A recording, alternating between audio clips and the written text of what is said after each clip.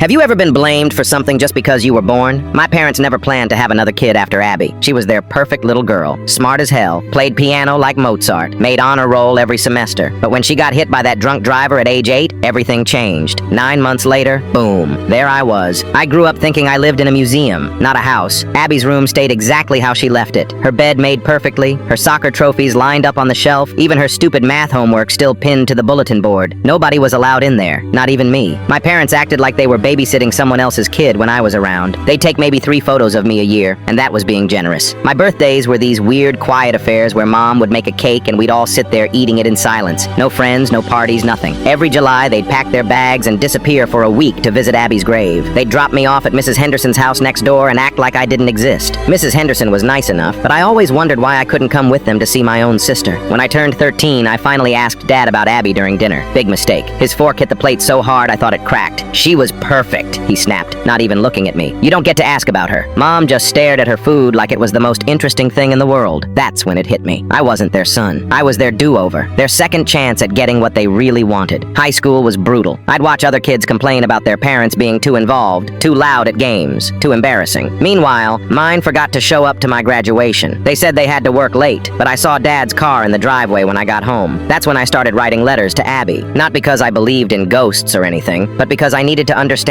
what made her so damn special that my parents couldn't love anyone else. Dear Abby, I wrote one night, I know you were awesome and everything, but I'm tired of living in your shadow. They wish you never died, and they wish I was never born, but here I am anyway. I left that letter taped to the attic door where they kept all her stuff. I figured if they wanted to worship their dead daughter so much, they might as well read what their living son had to say. The next morning, I found a dusty photo album slid under my bedroom door. No note, no explanation, just this old book filled with baby pictures. My baby pictures. Pictures I'd never seen before. Most of them had me alone in the frame, but a few had Mom holding me, and she was actually smiling. That album sat on my desk for weeks. I'd flip through it sometimes, wondering when exactly they stopped taking photos, when exactly they decided I wasn't worth remembering. The breaking point came during my senior year. I'd gotten accepted to state college with a partial scholarship, something I was actually proud of. When I showed them the letter, Dad just grunted and went back to watching TV. Mom said, "That's nice, honey," without looking up from her book. But when Mrs. Henderson mentioned how proud they must be, Mom burst into tears and locked herself in the bathroom for an hour. That night, I packed everything I owned into 2 garbage bags and my old backpack. I left the photo album on the kitchen table with a note that said, "Thanks for the memories. Hope you find what you're looking for." I crashed on my friend Jake's couch until I could get a dorm room sorted out. College was weird at first. Nobody knew about Abby or my messed up family. I was just Tyler, regular guy with regular problems. I haven't been back home since. Mom calls sometimes, usually around Abby's birthday or the anniversary of her death. We talk about the weather and my grades, nothing real. Dad never calls.